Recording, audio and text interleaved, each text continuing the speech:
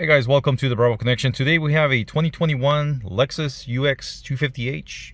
I'm going to show you how to reset the oil light for this vehicle. So first of all, let's go ahead and put it on the on position. Press the button twice.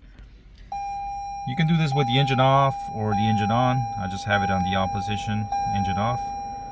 So let's go ahead and clear that message by pressing the back button here.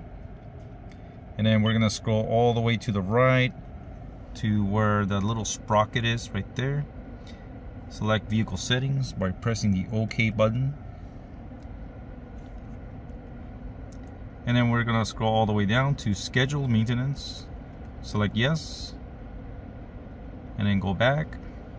Press down on the arrow one more time. Select oil maintenance. Select yes, and reset as complete. That's pretty much it.